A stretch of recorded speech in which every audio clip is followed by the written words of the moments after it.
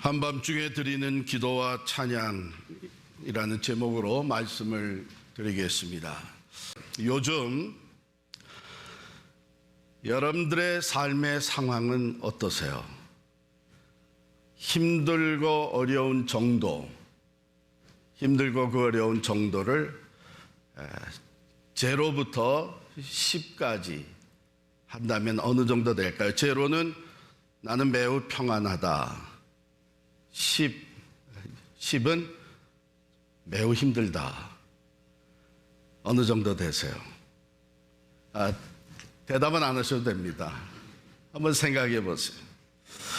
또 하나는 오늘 본문에 나오는 바울과 실라, 우리가 이 스토리를 어느 정도 잘 알죠.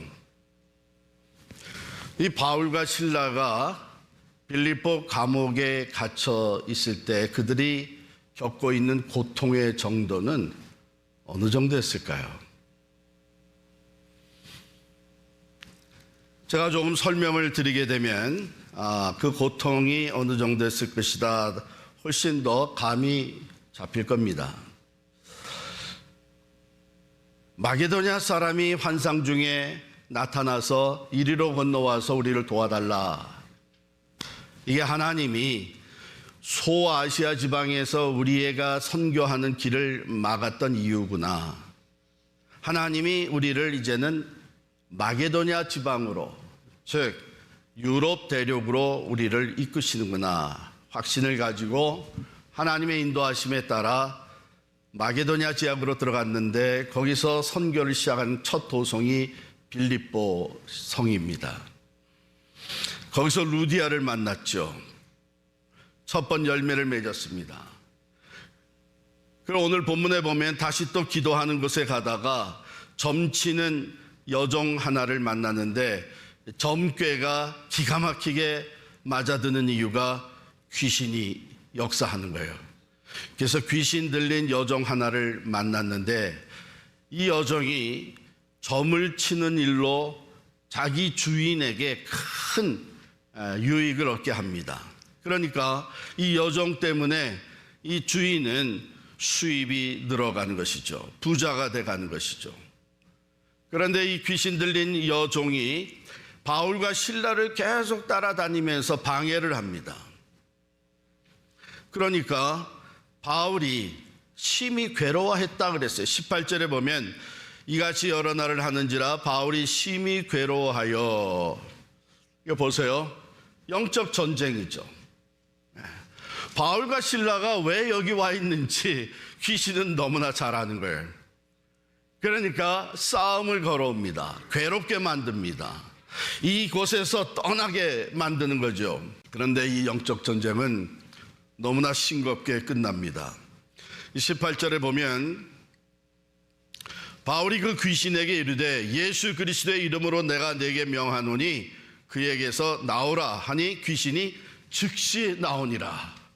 한 방에 끝난 거예요. 우리가 얘기하는 예수의 이름으로 선포하면서 귀신이 떠나갔습니다. 그러니까 이 귀신 들렸던 여종은 온전한 정신으로 돌아온 거예요. 얼마나 이 여종에게는 큰 축복입니까? 그런데 돈벌이에 눈이 먼 사람들의 생각은 달랐습니다. 이 여종이 온전한 정신으로 돌아오고 정상적인 생활을 할 수 있게 된 것이 기쁘고 감사한 것이 아니라 오히려 이제는 수입줄이 끊어져 버린 것이 말할 수 없이 억울하고 분노가 일어났습니다. 그래서 결국은 헛소문을 퍼뜨리기 시작을 하는 것이요. 그래서 바울과 실라를 잡아들이게 만듭니다. 여기 보면 20절에 그 바울과 실라를 붙잡아서 관리들에게 끌어가서는 상관들 앞에 데리고 가서 말하되 이 사람들이 유대인인데 우리 성을 심히 요란하게 하여 로마 사람인 우리가 받지도 못하고 행하지도 못할 풍속을 전한다. 이렇게 고발을 했습니다. 사실 바울과 실라가 선교한, 전도한 일 때문은 아니죠. 바울과 실라가 여종을 고쳐준, 귀신을 쫓아내준 일로 말미암아 이 사람들은 이런 없는 얘기를 만들어서 바울과 실라를 붙잡아가게 만듭니다. 여러분, 오늘날도 세상에는 사람의 목숨보다는 물질에만 관심이 있는 소위 우리가 얘기하는 천박한 부자들이 많습니다. 내가 돈을 벌어들일 수만 있다면 사람들에게 어떤 병이 생기든지 건강에 어떤 해가 되든지 상관하지 않는 것이죠. 돈을 벌어들일 수만 있다면 지금 이렇게 만들어내는 인터넷, 컴퓨터 프로그램 게임이 어린 아이들에게, 청소년들에게 얼마나 나쁜 영향을 주고 있는지는 생각도 안 하는 것이죠. 그러나 우리 그리스도인들은 다릅니다. 왜냐하면 우리가 믿는 예수 그리스도는, 우리가 믿는 하나님은 온 천하보다도 한 영혼을 귀하게 여기시는 분이시기 때문입니다. 그리고 이런 악한 사람들에 의해서 바울과 실라는 붙잡혀 들어가게 되고 끌려갑니다. 22절 말씀 보면 무리가 일제히 일어나 고발했습니다. 상관들이 그 고발한 소리를 듣고 옷을 찢어 벗기고 매로 쳤습니다. 그러니까 말할 수 없는 수치와 부끄러움, 그리고 매를 맞아 피를 흘리면서 감옥에 갇히게 됩니다. 23절 보면 많이 친 후에, 아마도 죽지 않을 정도로만 친 것 같습니다.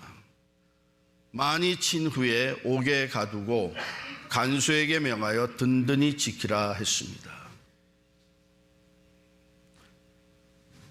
선교를 위해서 떠났던,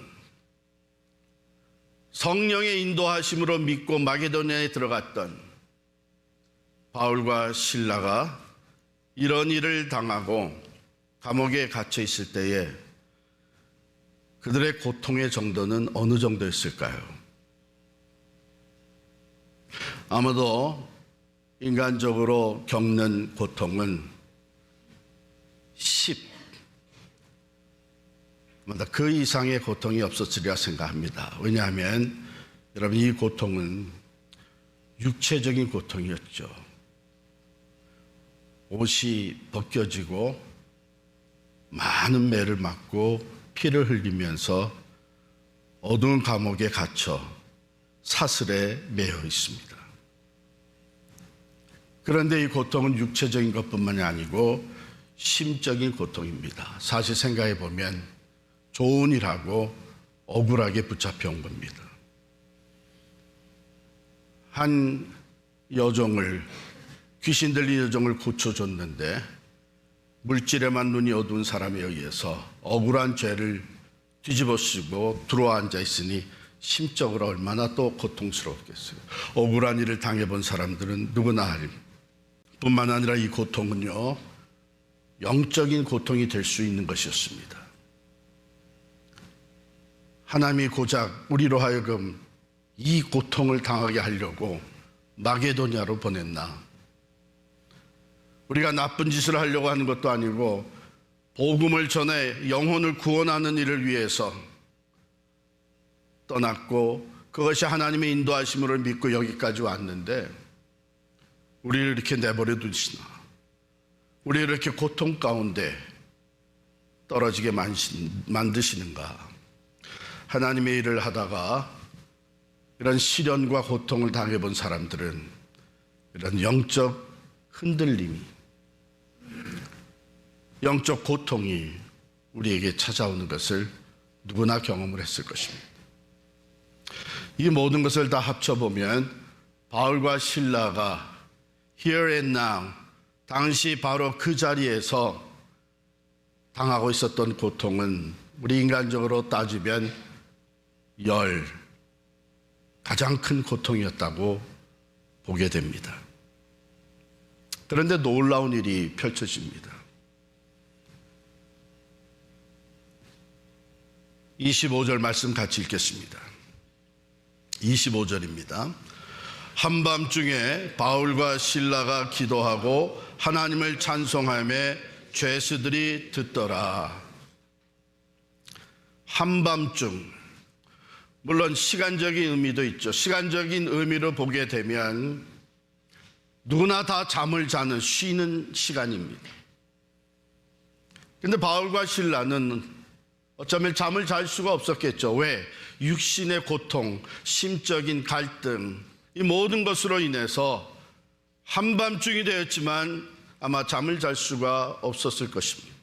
그런데 여기에 한밤중이라는 것은 시간적 의미뿐만 아니라 도무지 소망이 보이지 않는 캄캄한 절망을 우리에게 암시해주고 있는 것입니다. 소망 없는 지독한 절망의 순간에 바울과 실라는 잠을 잘 수 없는 그 고통 가운데서 무엇을 합니까? 하나님께 기도합니다.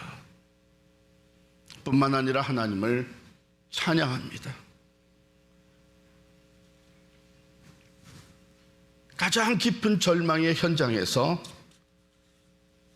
바울과 실라는 하나님을 바라보며 기도하고 찬양하는 것입니다. 여러분, 우리에게 주시는 교훈과 도전이 너무나도 귀합니다. 왜냐하면 대부분의 사람들은 이런 어려운 상황에, 고통의 상황, 절망적인 상황에 놓이게 되면 기도조차 나오지 않습니다. 오히려 원망이, 또한 한숨만이 나오는 것이 현실입니다. 그런데 가만히 생각해 보면 이런 절망적인 상황에서 우리가 한숨만 짓고 있다면 우리는 파멸하고 말 것입니다. 이런 절망적인 어둠 가운데서 눈물만 흘리고 있다면 우리의 인생은 정말 회복이 될 수가 없을 것입니다. 이런 절망적인 순간에 불평과 원망과 의심과 저주스러운 마음만이 우리가 삶에 가득하다면 우리의 인생은 그것으로 깨어지고 말 것입니다. 그래서 우리는 생각할 수밖에 없죠. 도대체 바울과 실라는 어떤 사람들이었기 때문에 모든 사람이 눈물을 흘리고 한숨 짓고 저주하며 오히려 때로는 하나님으로부터도 돌아설 수밖에 없는 그런 상황 가운데 그들은 기도하며 감사함으로 하나님을 찬양했는가? 도대체 그들은 그런 상황 속에 무엇을 생각하고 있었단 말인가?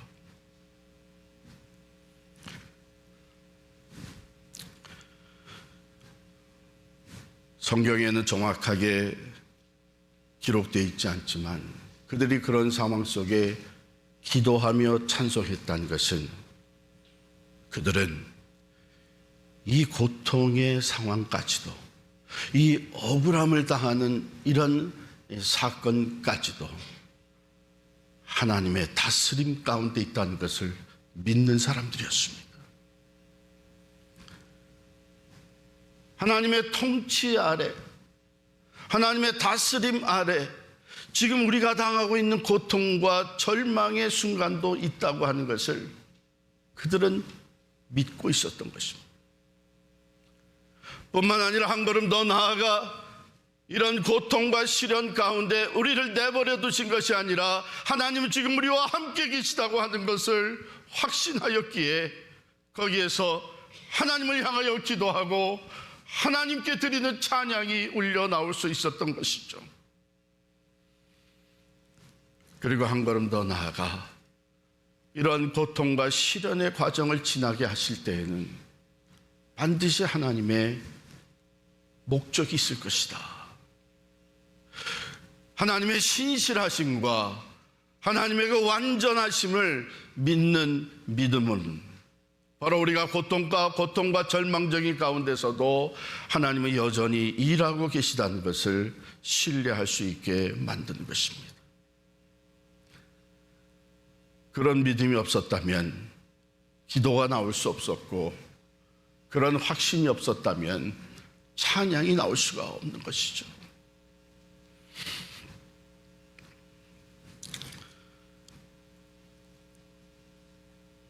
놀라운 것은 바로 그들이 한밤중에 기도하고 하나님을 찬송할 때 반전이 일어납니다. 성경은 어떻게 기록하고 있나 하면 바로 그때에 26절입니다. 갑자기 큰 지진이 나서 옥토가 움직이고 문이 곧 다 열리며 모든 사람의 매인 것이 다 벗겨진지라. 사랑하는 성도 여러분, 하나님은 살아 계십니다. 하나님 우리의 고통 가운데도 모든 것을 다스리고 계시는 줄을 믿으시기를 바랍니다. 하나님이 우리로 하여금 하나님의 그 사랑하는 자녀들, 독생자도 아낌없이 내어주시고 구원하여 주신 그 하나님께서 사랑하는 우리 자녀들을, 하나님의 자녀들을 고통의 과정으로 지나가게 하실 때에는 우리가 생각하지 못하는, 우리의 생각이 미치지 못하는 더 높은 하나님의 뜻과 목적이 있는 줄을 믿으시기를 바랍니다. 하나님은 그것을 보여주셨습니다. 지진이 나서 옥토가 움직이니까 문들이 다 열립니다. 사람들의 매인 것, 그 죄인이 다 벗겨졌습니다.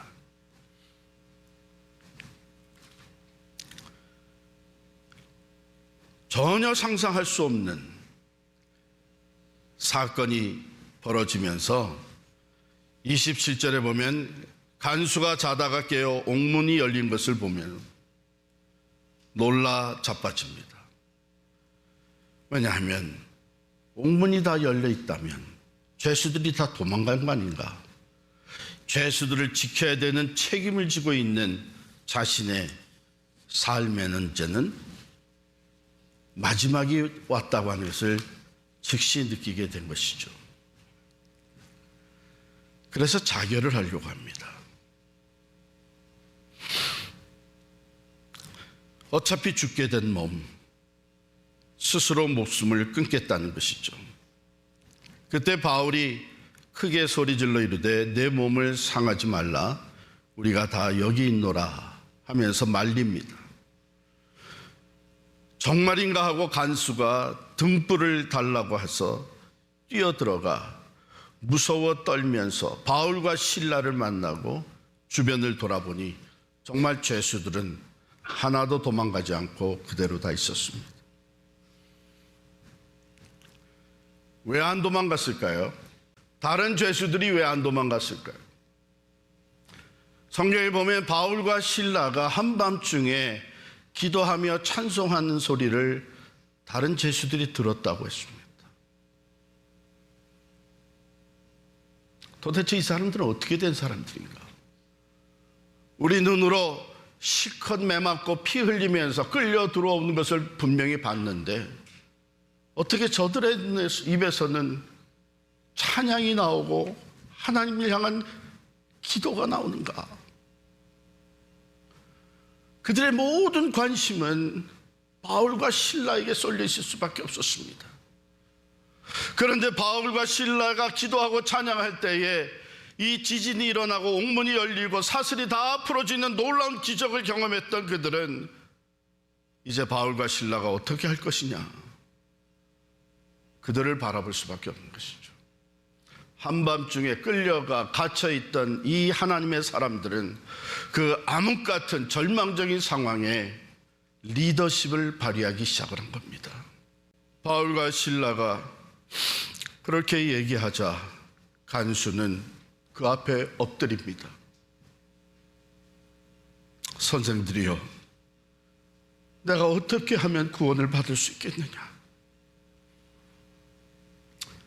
한밤중에 말할 수 없는 고통과 절망적인 상황이지만 하나님을 바라보며 기도하고 찬양할 때에 그들이 스스로 풀려나게 되는 기적뿐만 아니라 구원의 길이, 선교의 길이 열리기 시작을 합니다. 사랑하는 성도 여러분, 지금 여러분들은 어떤 형편과 상황에 놓여 있습니까? Here and now, 지금 여러분이 처한 상황이 얼마나 힘들고 어렵습니까? 기억하시기를 바랍니다. 그 어떤 상황이라고 할지라도 아무리 힘들고 어렵고 이제는 내일이 희망이 전혀 보이지 않는 절망적인 상황이라고 할지라도 그 모든 것은 하나님의 완전하신 다스림 속에 있음을 기억하시기를 바랍니다. 그 모든 것을 다스리시는 하나님은 택하신 하나님의 사람들, 믿음의 가정들과 함께 계시는 임마누엘의 하나님이십니다. 우리가 생각지 못했던 하나님의 방법대로 우리의 삶을 이끌고 계시는 것이요, 오히려 그 가운데 믿음으로 하나님을 바라보는 사람을 통해 전도와 선교와 영혼 구원의 길을 여시는 하나님이신 줄을 믿습니다. 기도와 찬양 소리를 모든 죄수들이 들었습니다. 기적과 함께 구원과 선교의 길이 열렸습니다. 바울과 실라는 하나님께서 행하시는 것을 바라보면서 즉시 예수 그리스도의 복음을 전했습니다. 사랑하는 성도 여러분, 하나님은 신실하십니다. 하나님은 전능하십니다. 하나님은 우리를 향한 완전하시고 선하신 목적을 가지고 우리 한 사람 한 사람, 우리 각 가정, 교회를 이끌고 계십니다. 그렇기 때문에 내 힘으로 할 수 있는 것이 아무것도 없다고, 이제는 이 문제를 해결할 수 있는 이것은 힘으로도 되지 아니하고 능으로도 될 수 없는 일이라고 생각되어지는 그 고통 가운데, 절망 가운데 하나님을 바라보시기를 바랍니다. 하나님께는 길이 있습니다. 하나님은 모든 것을 하실 수 있습니다. 그리고 하나님은 여러분을 사랑하십니다. 여러분을 사랑하셔서 이미 독생자까지 내어주시고 죄값을 치르게 하신 하나님. 바울은 결국 인생의 결론 중에 하나로 이렇게 기록을 합니다. 하나님을 사랑하는 자, 곧 그 뜻대로 부르심을 입은 자들에게는 모든 것이 합력하여 선을 이루느니라. 할렐루야. Here and now, 여러분 지금 어떤 고통 가운데, 어떤 어려움 가운데 놓여 있습니까? 하나님을 바라보시기 바랍니다. 그 자리에 하나님이 함께 하십니다. 하나님이 변함없이 사랑하고 계십니다. 그 고통과 시련 가운데도 우리가 알지 못하는 하나님의 뜻과 목적이 있음을 기억하시기를 바랍니다. 변함없이 하나님을 사랑하는 마음으로 한숨 짓고 눈물 흘리며 고통하는 대신 기도하시기를 바랍니다. 하나님이 이 자리에도, 이런 상황 속에도 나와 우리와 함께 하심을 기억하며 하나님을 바라보며 기도하고 찬양할 때에 우리는 어둠의 권세를 능히 이겨나갈 그 능력과 소망을 위로부터 받게 되는 줄을 믿습니다.